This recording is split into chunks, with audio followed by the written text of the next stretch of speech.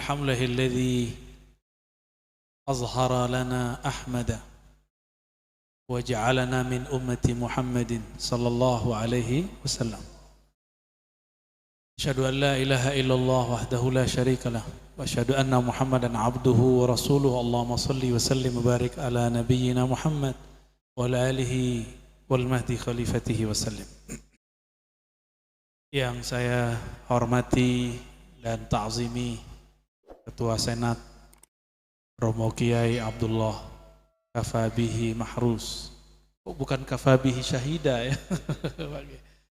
Barusan saya tabarukan kepada beliau untuk mengambil sanad keilmuan beliau. Jadi saya sudah sah jadi murid Pak Kiai. Ya. Alhamdulillah.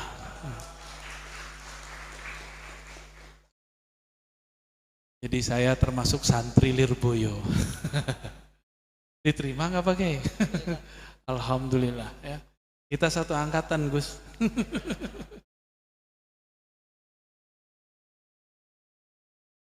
Ini sudah lama saya pengen mampir.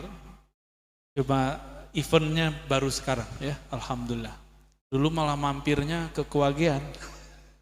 Diketawain sama sahabat saya itu. Kiai Zainal Mutakin gitu. Kita manggilnya kalau di pesantren kayak ini, kayak manggil orang Cina, coy ya. Mana dia nih? Yang nanti malam ke tempat pesantren beliau ya, insyaallah.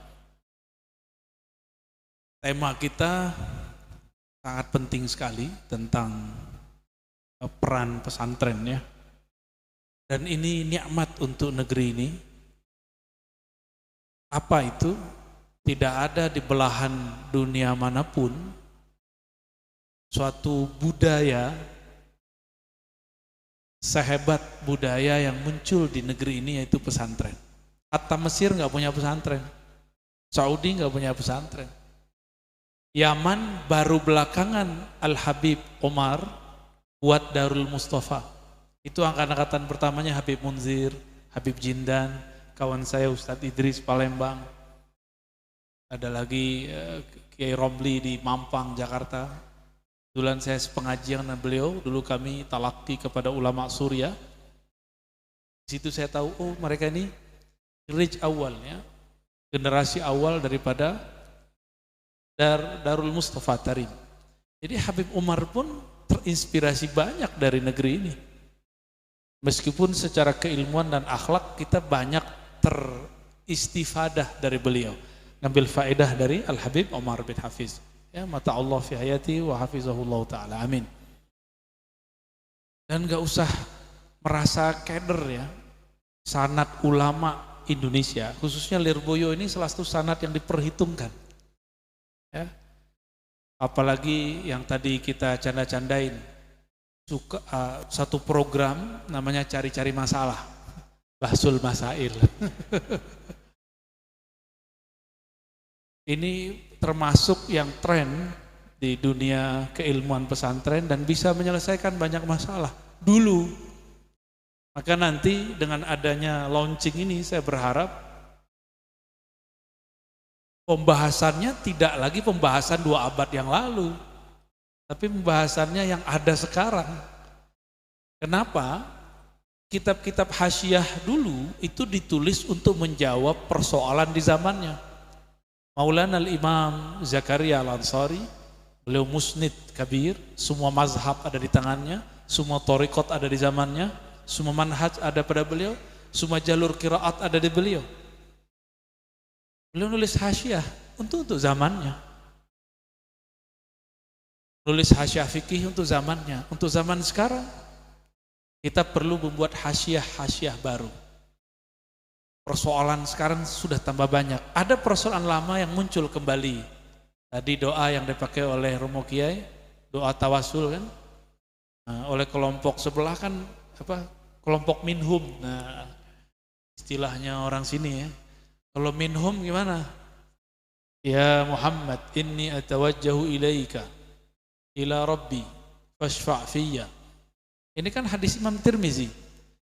Oleh mereka dikatakan bahwa tawassul itu hanya boleh lil hadir wal hayy, bagi yang hadir di depan dan dia hidup. Hidup doang nggak cukup, kalau jaraknya jauh itu syirik. Dan yang parahnya disebut asyirk al-akbar.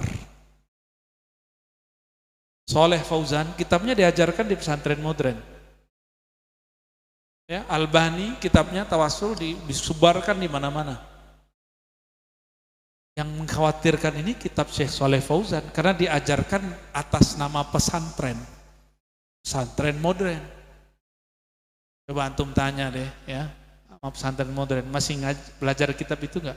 Dan di situ ditulis asyirk al-akbar. Gimana tuh? Tawasul itu syirik besar. Berarti pelakunya apa? Musyrik. Wal musyrikun minal kafirin. Ya, innal ladzina kafaru min ahlil kitabi wal musyrikin. Bahwa orang-orang kafir itu ada dua, ahlul kitab yang ingkar dan yang kedua musyrik. Itu dia nggak mikir dulu ya, kalau ini bab khilafiyah. Itu level alamahnya coba. Alamah Dr. Saleh Fauzan begitu pemahamannya. Al-Muhaddis Al-Kabir Syekh Albani begitu pemahamannya. Maka kita beruntung jadi Ahlus Sunnah, kita gak gampang mensyirik-syirikan orang. Dada kita terlalu luas, benar gak? Saking luasnya jadi melas. Ini saya mulai dari awal. Tadi itu pemanasan aja, ya biasa. Orang asu aja kalau bahas tawasul langsung hot kepalanya. Ini pelan-pelan dari awal ya. Negeri ini paling senang ngimpor barang dan ngimpor pemikiran. Makanya baju-baju kita ngimpor. Padahal kita punya batik yang bagus ya enggak? Sarung tuh. Sarungnya Gus tuh itu kayaknya buatan sini juga tuh ya. Ada sarung macam-macam, kita punya yang unik. Dan harga sarung itu kadang lebih mahal daripada celana ente tuh. Ya, jadi jangan dibilang dulu orang pakai sarung kere enggak, tapi maaf hari ini karena saya harus terbang jadi pakai celana biar enggak copot sarungnya. Aslinya sarungan juga ya. Kita ini suka ngimpor pemikiran. Coba lihat. Muncul Ikhwanul Muslimin, masuk ke kampus-kampus, infiltrasi dengan lembaga dakwah. Maka nih teman-teman yang aktivis dakwah harus betul-betul memperhatikan lembaga dakwahnya, kurikulum kajiannya arahnya kemana.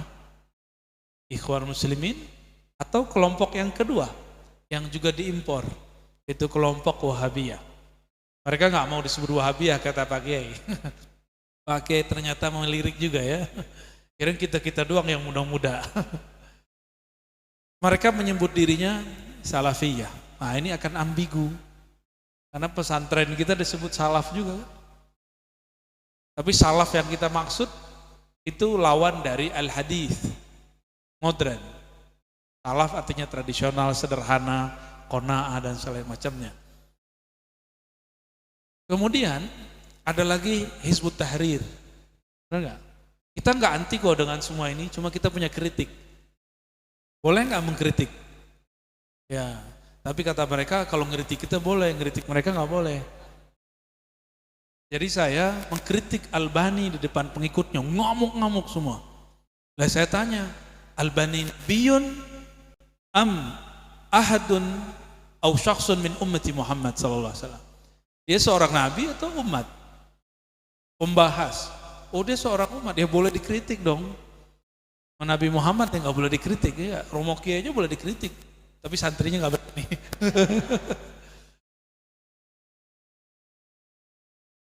Itu kita kritik. Dan dulu guru kita Syekhna Ali Mustafa Yaqub beliau mengatakan, ini kelompok ekstrim ini, seandainya mau mereka akan ja'alu al-Albaniya nabiyan.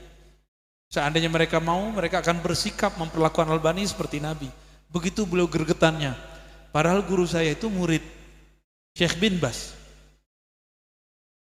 Guru saya itu murid Syekh bin Bas, Pak Kiai. Dan dituduhlah kami ini separuh-separuh Wahabi. Ya salah. Itu gak benar ya. Kiai kami steril dari Wahabi ya. Alhamdulillah. Cuma agak kencang dikit ya. Mutasyaddid. Ahlus sunnah mutasyaddid.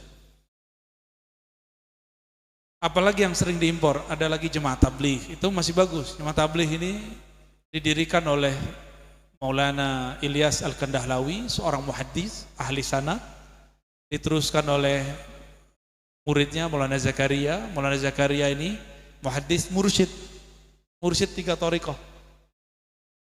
Maka sekarang di Madiun, Tomboro ini dulu pesantren thariqatnya Idrisiyah, NU juga, Nahdiyin, Aswaja. Ketika ketemu pola-pola jemaat tabligh, mereka kemudian mengadopsi. Dulu ada al-mursyidnya namanya Kiai Uzairan ya. Itu juga orang alim. Bernaqsyabandi tidak pernah khuruj fisabilillah seperti jemaat tabligh, tapi beliau setiap hari khuruj di pesantrennya. Ya, Kiai saya, Kiai Ali Mustafa Yakub, didatangin oleh anak muda. Jadi mereka itu ada namanya tashkil. Tashkil itu mendakwahi orang supaya ikut khuruj. Anak muda ini lupa kalau ketemu Kiai minta doa. Saya kan pernah khuruj juga. Kan pengen tahu ya enggak? Pengen tahu nih akidahnya apa, manhajnya apa. Ternyata anak muda ini lagi jos, namanya lagi semangat. Ada bahasa Jawanya enggak tuh? Semangatnya berlebih, itu bahasa Jawanya apa? Kalau kita nyebutnya lagi jos. Hah? Reginas, kirain rengginang. Apa kata dia, Pak Kiai? Ya, kenapa Ananda? Khuruj lah. Nah, maksudnya khuruj apa? Khuruj lah sama kita, Pak Kiai ini sudah enak di pesantren. Khuruj lah dakwah sama kita, ngajar umat. Apa jawaban Kiai? Saya khuruj tiap hari nak. No, lihat tuh tempat jauhlah saya. Jauhlah ini tempat kelilingnya. Dari rumah, bahkan rumahnya itu sudah tempat khuruj. Ada tamu banyak datang, nggak berhenti-berhenti, kemudian ngajar, begitulah terus muter. Itu kiai saya baru aktif keluar-keluar, itu setelah santri ada yang bisa menggantikan beliau. Tadinya beliau main cuma sendiri atau berdua sama beberapa ustadz. Gak kayak saya yang hampir setiap minggu keluar ini. Jadi kita emang suka mengadopsi pemikiran. Nah, ada satu yang mirip dengan Ahlus Sunnah. Emang Ahlus Sunnah itu didirikan oleh Syekh Abdullah Al-Harari Al-Habashi. Beliau orang Habasyah, hijrah ke Libanon, lalu membuat pergerakan di sana, pergerakan anti-Wahabi. Cuma yang dilibas oleh beliau ini tidak hanya Wahabi, Imam Ghazali aja dikritisi.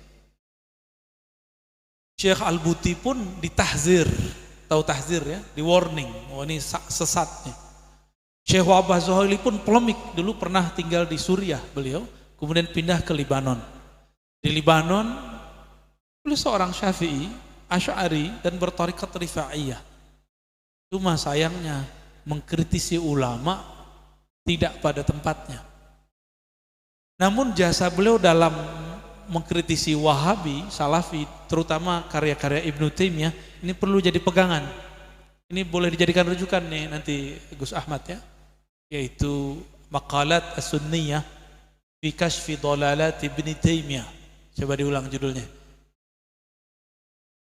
Maqalat As-Sunniyah fi Kashfi Dhalalat Ibnu Taimiyah. Itu bacaan saya dari 2004. 2004 kita baca itu.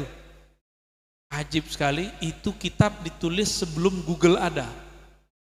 Sebelum aplikasi kitab ada, dan beliau merujuk ke kitab-kitab manuskrip. Masih tulisan tangan. Di situ beliau menemukan keganjilan akidah dan pemahaman Ibnu Taimiyah. Salah satu yang aneh dari Ibnu Taimiyah apa? Qauluhu annal anbiya yartakibuna as-saghair dunal kabair. Nah, ini kan bahaya. Dia meyakini bahwa para nabi itu berdosa kecil, tapi bukan dosa besar. Bahaya nggak? Ada qaulun khatir. Itu sangat berbahaya. Ya. Nah, ini pun diimpor nih. Nah, Ibnu Taimiyah ini kan punya gelar yang menarik. Syekhul Islam. Syekh Abdullah Harari dia mengkritisi Ibnu Taimiyah sampai kepada penilaian Ibnu Taimiyah itu mujassimah. Mujassim dalam pemikiran beliau itu sudah masuk ke kufur, tapi bukan murtad, kufur aja. Qaulnya qaul kufur ya. Maka Syekh Abdullah Harari dan murid-muridnya mengeluarkan kitab judulnya At-Tahdzir Asy-Syar'i Al-Wajib. Nah, ini agak saklek nih kitab. Ya. Di situ beliau mengatakan Sayyid Muhammad, ya, guru beliau juga nih, ketemu ya Pak Kiai. Dapat ijazah juga. Berarti sanadnya nyambung juga kan sono. Abuya Sayyid Muhammad itu nulis kitab Mafahim Yajibu an Tusahhah. Itu boleh jadi rujukan untuk kajian kalamiahnya nanti. Beliau menyebut Taimiyah dengan gelar Syekhul Islam. Datanglah muridnya Syekh Abdullah Harari, Syekh Salim Alwan namanya, di Australia. Apa kata dia? Ini apa-apaan ini? Orang sesat disebut Syekhul Islam. Maka Abuya Sayyid Muhammad sempat direndahkan oleh murid Abdullah Harari. Gitu. Nah, model-model inilah yang kemudian diadopsi oleh sebagian pergerakan aswaja di tanah air. Makanya ada beberapa anak-anak muda aswaja berani ngritisi kiai-kiai sepuh dengan cara yang menurut saya tidak sopan. Karena pengaruh kitab ini. Gitu ya. Antum tahu Al-Buti kan? Tahu Wahbah Zuhaili? Dihabisin itu. Tahu Imam Ghazali? Tadi kita ngobrol-ngobrol sama Kiai. Ternyata pura-pura nggak tahu kalau Imam Ghazali punya mursyid. Mursyidnya siapa gitu. Tadi saya ngobrol dengan beliau. Mursyid Imam Ghazali namanya Al-Imam Abu Ali Al-Farmadi. Fa-nya itu pakai alif. Farmadi. Di beberapa kitab ditulis Farmadi. Abu Ali Al-Farmadhi ini ahli zikir khafi, Ismul Jalalah, disebut Allah, Allah, Allah. Itulah yang disebutkan dalam Ihya dan kitab kecil Kimia Us-Sa'adah. Di situ ada zikir Ismul Jalalah. Kemudian juga disebutkan dalam Al-Maqsad Al-Asna bahwa beliau mentalakikan Al-Asma Al-Husna dari Abu Ali Al-Farmadi. Ya. Imam Ghazali yang dahsyat ini pun tidak lepas dari kritik Abdullah Al-Harari. Nah, maksud saya begini, teman-teman semua, aswajah kita sanadnya sudah jelas. Maka jangan kemudian nyerempet kritiknya, jangan kemudian malah membunuh, mengkritisi, menjadi benalu di dalam Ahlus Sunnah sendiri, bikin gak maju-maju ntar. Ya. Lawan kita jelas, kelompok yang mutatarrifun, yang ekstrim. Jangan sampai kita saling bantah-membantah sesama ahlus sunnah, habis cuma untuk bahas itu. Dan yang paling parah adalah bab politik. Nah, ini nanti akan banyak ahlus sunnah, dia akidahnya Asy'ari, mazhabnya Syafi'i, bertasawuf, baca Ratibul Haddad, Ratibul Attas, mungkin berthariqah, tapi pergerakan politiknya tidak sesuai dengan Ahlus Sunnah. Kata yang disinggung oleh Gus Ahmad. Ya. Kalau baca kitab Tohawi, kitab Imam Asy'ari, kitab Imam Ahlus Sunnah, apa ajarannya? Ya. Kita diperintahkan an-nad'uwa li umara'ina atau li wulati umurina. Wa in jaru, kami diperintahkan untuk mendoakan para pemimpin meskipun mereka menyakiti kita. Ini ditulis juga oleh Imam Sufi Abdul Wahab Sya'rani dalam Al-Minan Al-Kubra, kemudian juga dalam Al-Bahrul Mawrud dengan lafaz yang berbeda-beda ya. Intinya mendoakan pemimpin itu sama dengan mendoakan rakyat. Jadi kita nggak ada urusan dengan saya beda ideologi dengan dia, bukan itu. Tujuan kita maslahat. Nah, itulah pembukaan saya ketika ngisi kajian di Kemenak kemarin, ceramahi presiden dan wakil presiden kan. Saya jujur dan saya katakan saya nggak nyoblos Anda, tapi saya malu kepada orang yang saya coblos. Kok dia bisa legowo, Salamatus Sodor, Ar-Razi, yang katanya ngajar kitab, tapi nggak bisa legowo. Jangan-jangan yang nggak benar kita. Nah, itu yang kemudian jadi catatan diri saya sendiri, ya. Tapi banyak yang nggak senang juga dengan kata-kata saya itu, ya. Dikira saya menjilat pemerintah, ya sorry. Saya datang ke sana karena perintah guru. Gak akan saya terima kalau nggak perintah guru. Ya. Baik, ini poin terpentingnya. Jadi orang-orang kita suka ngadopsi, suka impor. Nah, saya mau kasih tahu ke saya diri sendiri dan kita semua bahwa keislaman negeri ini sebenarnya juga berasal dari sana. Jadi kita sebenarnya nggak perlu ngadopsi. Setelah diimpor dari sana, lalu kemudian dipribumikan, menjadilah seperti Aswaja yang kita lihat hari ini. Jadi sudah banyak yang dibenerin. Dulu Hadratus Syekh Hasyim Asy'ari, ya, Mbah Yai Wahab Hasbullah, termasuk Mbah Yai Mahrus, ya, ngambil ilmunya kan ke sana juga. Hadratus Syekh Hasyim Asy'ari itu punya sanad ke ulama-ulama Mekah sangat banyak sekali. Ya, saya juga mengkoleksi beberapa. Misalnya beliau ngambil daripada murid-murid Syekh Ahmad Zaini Dahlan dan murid Said Bakri Syata. Begitu juga ulama Nusantara yang ada di sana, Syekh Ahmad Khatib Minangkabawi. Itu nanti nyambung semua kepada jalur ulama Timur Tengah. Jadi kalau orang bilang di Mekah nggak ada begitu, kita tanya dulu Mekah tahun berapa, ya kan? Di Mekah nggak ada kunut, gampang itu Mekah tahun berapa bro, ya? Di Mekah nggak ada tahlilan, tunggu dulu tahlilannya tahun berapa tuh? Nggak ada tawasulan, kapan? Nggak ada maulidan, iya Mekah setelah dikuasai Wahabi. Ini yang salah banyak orang dikira 1924, enggak. Wahabi resmi berkuasa 1933. Itu penyatuan Hijaz dengan Suud. Najd 1933. Beri bentar lagi 100 tahun ya. Biasanya sebelum 100 tahun akan ada perubahan. Siapa tahu pertuhan itu bersumber dari negeri kita. Amin ya rabbal. Nih, aneh mau tanya sama antum nih. Di Mekah udah nggak ada maulid kan? Torikot nggak boleh diajar di sana. Ya, mazhab-mazhab yang diajar di sana cuma beberapa, mazhab mereka aja, kecuali di kelas-kelas kampus. Tapi di negeri ini masih ada nggak? Maulidan ada di sini, tarekatan ada di sini, mazhab-mazhab masih ada di sini. Ya, benar. Serius. Dalailan ada di sini nggak?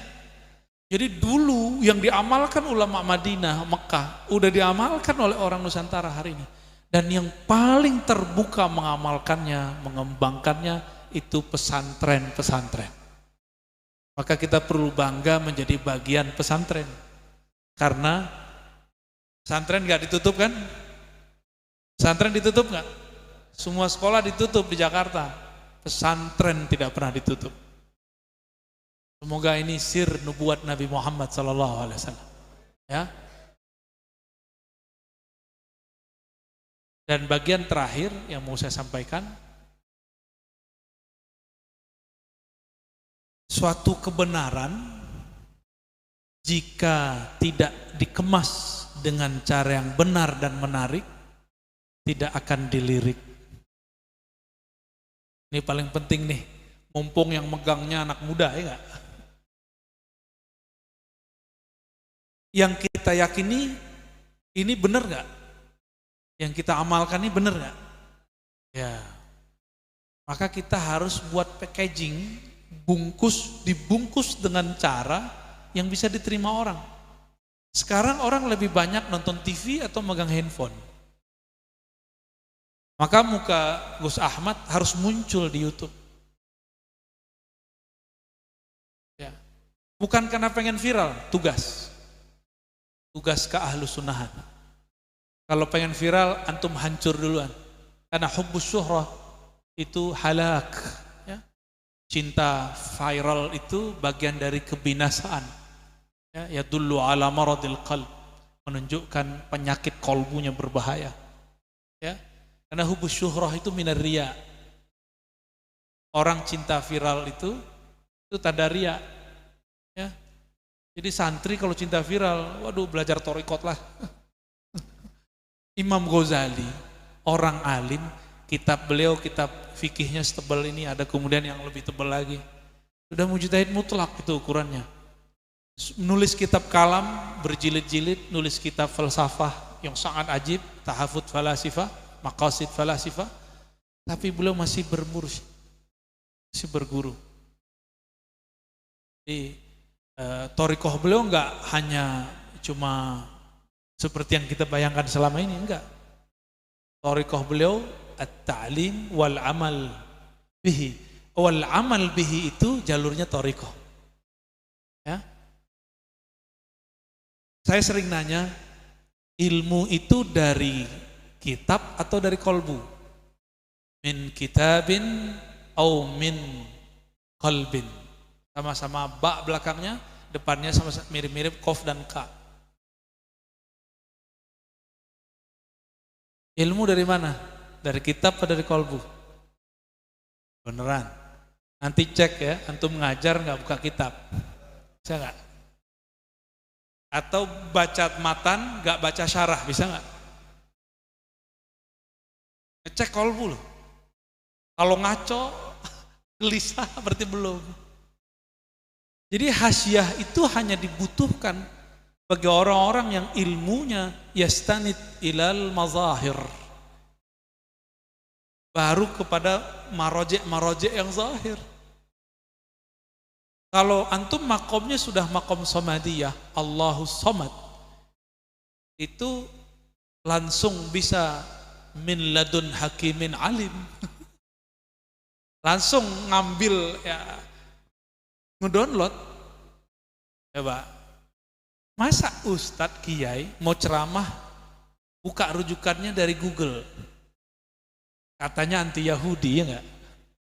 Benar enggak? Lucu enggak Gus? Kayak gitu fenomena sekarang nih Romo Kiai. Ustadz Kiai mau ceramah bukanya Google. Katanya anti Amerika. Ya, handphonenya handphone Cino. Lengkap sudah ya. Kalau benar-benar Kiai dekat kepada Allah, tanya langsung dong ke Allah, ya enggak? Katanya dekat ke Allah. Wattaqullah, takutlah kepada Allah. Allah wa yu'allimukumullah. Allah langsung ngajarin kamu. Tapi asbabnya wattaqullah. Wattaqullah itu fit ta'allum wa ta'lim. Kalau udah ngaji, udah bersanad, diamalkan ilmu yang diberikan guru, itulah yang sering kita baca dari masyayikh kita. Hadis Abu Nuaim, hadisnya Hasan. Man amila bima alima, allamahullahu ilman ma lam ya'lam. Itu bukan laduni, itu namanya futuhi. Laduni tanpa perlu belajar. Jadi antum dapat futuh itu udah hebat. Separuh lagi langsung jadi wali. Kalau futuh biasa itu wali am. Kalau wali khas, dia merenung sebentar, ilmunya langsung kemudian memancar. Karena dia dekat sekali dengan Allah yang maha alim. Allah dekat atau jauh? Beneran, berasa nggak? Serius? Ayo nanya sama Allah, bisa nggak? Berarti belum. Gak usah sama Allah dulu, kita sama kolbu aja masih terhijab. Kan Allah sendiri yang yahulu bainal mar'i wa nafsi. Kita ini masih terhijab sama diri kita sendiri. Apalagi dengan Allah. Hijabnya nafsi itu.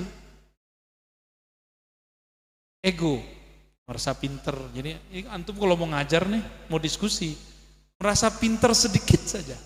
Langsung Allah tidak akan teteskan nur dalam kolbu. Maka bahsul masail kita harus ada nuansa kerohaniannya. Sebelum diskusi, tawajuh dulu lah, tawasul dulu ya. Ini kan pas bahsul masalah panas tuh, tutup lagi nanti dengan istighfar. Karena jidal itu Masya Allah, ya, yuksil qalb, mengeraskan kolbu, wa in kunta haqqan, wa in kunta musiban, ya, mengeraskan kolbu walaupun kita benar. Ini beratnya. Maka saya berharap launching ini nanti kalau pakai kamera ini terlalu canggih, ribet kali bagi sebagian orang. Pakai handphone yang agak mahalan dikit lah. Harga-harga 5 juta ke atas. Yang antum nikmati dari YouTube itu hasil dari handphone 5 jutaan ke atas itu. Serius. Ini kebetulan hari ini timnya lagi nggak ikut. Ya, karena saya bawa keluarga. Ya. Biasanya ada 2 orang yang ikut. Pakai handphone aja. Hasilnya jelas kan? Jelas. Tinggal modal mic, akun YouTube, wajibkan semua santri subscribe. Ya, kalau udah 1000 langsung bisa live. Tapi jangan kemudian bunuh diri sendiri sebelum tampil betul-betul siap lahir dan batin. Maka kalau kita ada orang-orang yang misalnya ingin kritisi, istifsar, intiqad, kita bisa jawab. Kalau kita salah, ngaku salah. Namanya kalau udah masuk YouTube kan gimana? Jadi benar-benar harus koneksi kepada Allah, harus kuat. Dan harus munsif, salah, ngaku salah dan minta maaf. Ya, meskipun wa in kunta muhiqqan wa in kunta musiban, meskipun kita merasa diri kita benar. Ya. Satu kali saya bercerita tentang pengalaman saya ziarah ke kampungnya Yahudi. Ziarahlah ke Nabi Daud. Di situ orang-orang Yahudi, Masya Allah, jenggotnya lebih dahsyat daripada jenggot kelompok minhum itu. Terbayanglah saya waktu itu, oh kayaknya Nabi Harun begini nih. Kok mirip ya dengan minhum. Tapi oleh mereka nanti dipretelin. Jadi mereka mengatakan, saya mengatakan hum itu mirip dengan Yahudi. Enggak, saya enggak ngomong begitu. Justru jenggot Yahudi mirip dengan hum. Amhim hum aja jelas. Mereka tersinggung. Maksud saya benar. Ana musibun, muhiqqun. Lakin bikalami yata'adza bidzalika ba'dul muslimin. Ya. Karena kalam saya ada orang tersinggung. Murid-murid teman-teman muhibbin itu belain kita. Tapi saya enggak tersanjung. Malam-malam saya ngamalkan zikir wirid asas Imam Syazili. Sampailah pada zikir ya Latif, ya Latif, ya Latif, ya Latif. Saat itu terasa kolbu itu kayak tersiram. Tadinya lagi emosi kan. Kayak ada kesejukan mengalir. Ya Latif. Gak tahu antara sadar gak sadar saya mendengar satu kalam. Saya anggap itu ilham. Sudahlah. Kau minta maaf saja kepada mereka. Begitu ya. Ya sudah. Tahu-tahu udah selesai ya Latifnya. Ternyata Allah itu sangat dekat dengan namanya. Disitulah saya praktek ana ma'ahu idza dzakarani. Hadis Bukhari Muslim, hadis qudsi. Aku bersamanya jika dia menyebut namaku. Jadi kalau antum mau dialog dengan Allah, sebut namanya dengan adab yang bersanad kepada wali-wali Allah. Jangan ke wali syaitan. Sama-sama isim tapi ke wali syaitan. Nanti bisikannya balas aja, buka, ya, hantam. Tapi kalau dari Allah enggak.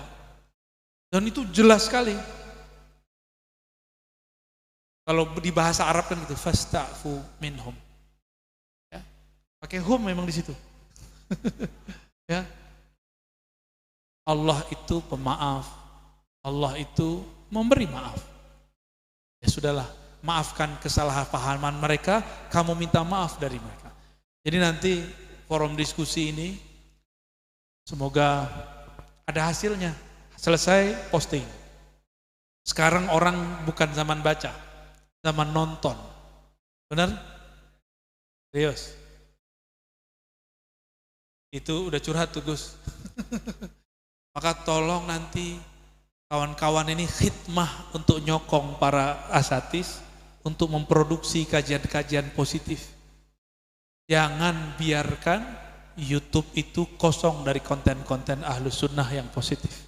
Ya, kira-kira itu yang dapat saya sampaikan. Wallahu a'lam bishawab.